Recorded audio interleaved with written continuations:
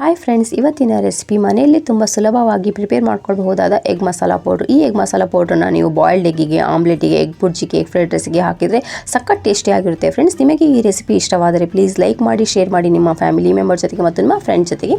ಇನ್ನು ನೀವು ನನ್ನ ಚಾನಲನ್ನು ಸಬ್ಸ್ಕ್ರೈಬ್ ಮಾಡಿಲ್ಲವಾದರೆ ಪ್ಲೀಸ್ ಸಬ್ಸ್ಕ್ರೈಬ್ ಮಾಡ್ಕೊಳ್ಳಿ, ಪಕ್ಕದಲ್ಲಿರೋ ಬೆಲ್ ಬಟನ್ನು ಕ್ಲಿಕ್ ಮಾಡಿ. ವೆಲ್ಕಮ್ ಟು ಪ್ರೀತಿಯಿಂದ ಅಡುಗೆ ಮನೆ. ಮೊಟ್ಟೆ ಮಸಾಲ ಪೌಡ್ರ್ ಪ್ರಿಪೇರ್ ಮಾಡಲು ಇಲ್ಲಿ ನಾನು ಒಂದು ಪಲಾವ್ ಎಲೆ ತೊಗೊಂಡಿದ್ದೀನಿ ಫ್ರೆಂಡ್ಸ್. ಒಂದು ಮೆಣಸಿನ್ಕಾಯಿ ತೊಗೊಂಡಿದ್ದೀನಿ, ಅರ್ಧ ಸ್ಪೂನಷ್ಟು ಸೊಪ್ಪಿನ ಕಾಳು, ಅರ್ಧ ಸ್ಪೂನಿನಷ್ಟು ಜೀರಿಗೆ, 3 ರಿಂದ 4 ಚಕ್ಕರ್ ಮೊಗ್ಗು, 1 ಟೇಬಲ್ ಸ್ಪೂನಷ್ಟು ಮೆಣಸಿನಕಾಳು, 3 ರಿಂದ 4 ಏಲಕ್ಕಿ ತೊಗೊಳ್ಬೇಕಾಗುತ್ತೆ, 3 ರಿಂದ 4 ಪೀಸಷ್ಟು ಚಕ್ಕೆ ತೊಗೊಂಡಿನಿ, ಅರ್ಧ ಸ್ಪೂನಷ್ಟು ನಾನು ಲವಂಗ ತೊಗೊಂಡಿನಿ. ಇದ್ರ ಜೊತೆಗೆ ಇನ್ನೂ 1-2 ಸಾಮಾನು ಬೇಕಾಗುತ್ತೆ ಫ್ರೆಂಡ್ಸ್. ಅದನ್ನು ನಾನು ಏನು ಹಾಕಬೇಕಂತ ಹೇಳ್ಬಿಟ್ಟು ಆಮೇಲೆ ಹೇಳ್ತೀನಿ. ಇಲ್ಲಿ ನಾನು 2 ಸ್ಪೂನಷ್ಟು ಕಸೂರಿ ಮೇಥಿ ಕೂಡ ತೊಗೊಂಡಿದ್ದೀನಿ.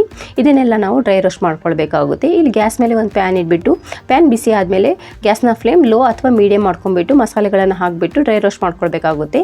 ಇಲ್ಲಿ ನಾನು ಜೀರಿಗೆ ಮತ್ತು ಸೊಪ್ಪಿನ ಕಾಳು ಬಿಟ್ಟು ಎಲ್ಲ ಮಸಾಲೆಗಳನ್ನು ಹಾಕಿದ್ದೀನಿ ಫ್ರೆಂಡ್ಸ್. ಜೀರಿಗೆ ಮತ್ತು ಸೊಪ್ಪಿನ ಕಾಳು ಬೇಗನೆ ರೋಸ್ಟ್ ಆಗುತ್ತೆ, ಅದಕ್ಕೋಸ್ಕರ ನಾನು ಇದನ್ನು ಆಮೇಲೆ ಹಾಕ್ತೀನಿ. ಹಾಕಿಬಿಟ್ಟು ಇದನ್ನು ನಾವು ರೋಸ್ಟ್ ಮಾಡ್ಕೊಳ್ಬೇಕಾಗುತ್ತೆ. ಈ ಮಸಾಲೆಗಳನ್ನು ಮೀಡಿಯಂ ಫ್ಲೇಮಲ್ಲಿ ನೀವು 2 ನಿಮಿಷ ಚೆನ್ನಾಗಿ ರೋಸ್ಟ್ ಮಾಡ್ಕೊಳ್ಬೇಕಾಗುತ್ತೆ. ಈ ಎಗ್ ಮಸಾಲ ಪೌಡ್ರ್ ಒಂದಿದ್ರೆ ಸಿಂಪಲ್ ಆಗಿರೋ ಆಮ್ಲೆಟ್ ಕೂಡ ಸಖತ್ ಟೇಸ್ಟಿ ಆಗಿರುತ್ತೆ. ಈ ಮಸಾಲ ಪೌಡ್ರನ್ನ ನೀವು ಎಗ್ ಅಥವಾ ಮೊಟ್ಟೆ ಯಾವುದೇ ರೆಸಿಪಿಗೆ ನೀವು ಹಾಕಿದ್ರು ಎಲ್ಲ ರೆಸಿಪಿಗಳು ಸಖತ್ ಟೇಸ್ಟಿ ಆಗಿರುತ್ತೆ ಫ್ರೆಂಡ್ಸ್. ತುಂಬ ಟೇಸ್ಟಿ ಆಗಿರುತ್ತೆ, ಒಂದ್ಸರಿ ಟ್ರೈ ಮಾಡಿ. ಇಲ್ಲಿ ನೋಡಿ, ನಾನು ಈ ಮಸಾಲೆಗಳನ್ನು 2 ನಿಮಿಷ ಚೆನ್ನಾಗಿ ರೋಸ್ಟ್ ಮಾಡ್ಕೊತಾ ಇದ್ದೀನಿ. ಇದ್ರ ಜೊತೆಗೆ ನಾನೀಗ ಜೀರಿಗೆ ಮತ್ತು ಸೊಪ್ಪಿನ ಕಾಳು ಹಾಕ್ಕೊತಾ ಇದ್ದೀನಿ.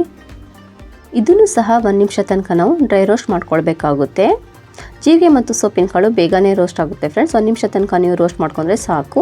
ಎಲ್ಲ ಮಸಾಲೆಗಳು ಚೆನ್ನಾಗಿ ರೋಸ್ಟ್ ಆಗಿದೆ ಫ್ರೆಂಡ್ಸ್. ಇಲ್ಲಿಗ ನಾನು ಗ್ಯಾಸ್ ಫ್ಲೇಮ್ ಆಫ್ ಮಾಡ್ಕೊತಾ ಇದ್ದೀನಿ. ಆಫ್ ಮಾಡಿಬಿಟ್ಟು ನಾನು ಕಸೂರಿ ಮೇಥಿ ಹಾಕ್ತಾ ಇದ್ದೀನಿ. ಕಸೂರಿ ಮೇಥಿ ಹಾಕಿಬಿಟ್ಟು ಸ್ವಲ್ಪ ಚೆನ್ನಾಗಿ ಮಿಕ್ಸ್ ಮಾಡ್ಕೊಳ್ಳಿ. ಎಲ್ಲನೂ ಮಿಕ್ಸ್ ಆದಮೇಲೆ ಇದನ್ನು ನಾವು 10 ರಿಂದ 15 ನಿಮಿಷ ತಣ್ಣಗಾಗಲು ಬಿಡಬೇಕಾಗುತ್ತೆ.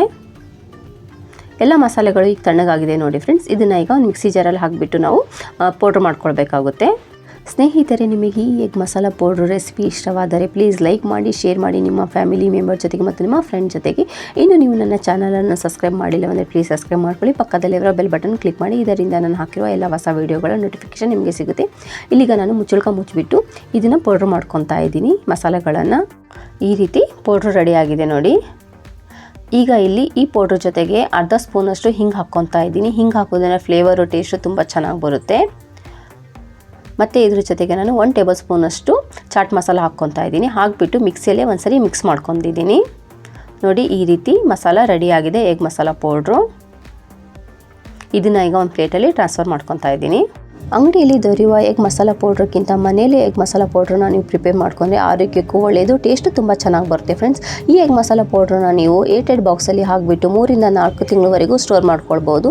ಈ ಎಗ್ ಮಸಾಲ ಪೌಡ್ರನ್ನ ನೀವು ಎಗ್ ಬುರ್ಜಿಗೆ, ಎಗ್ ಪಲಾವಿಗೆ ಹಾಕೋದಾದರೆ 1 ಸ್ಪೂನಷ್ಟು ಹಾಕ್ಕೊಳ್ಬೇಕಾಗುತ್ತೆ. ಇದನ್ನು ನೀವು ಎಗ್ ಮಸಾಲಾಗೆ, ಎಗ್ ಕರಿಗೂ ಕೂಡ ಹಾಕ್ಕೊಳ್ಬೋದು. ಈ ಮಸಾಲೆನ ಆಮ್ಲೆಟ್ ಮಾಡೋದಾದರೆ, 2 ಮೊಟ್ಟೆ ಆಮ್ಲೆಟ್ ಮಾಡೋದಾದರೆ 1/4 ಟೀ ಸ್ಪೂನಷ್ಟು ನೀವು ಇದನ್ನು ಹಾಕ್ಕೊಳ್ಳಿ.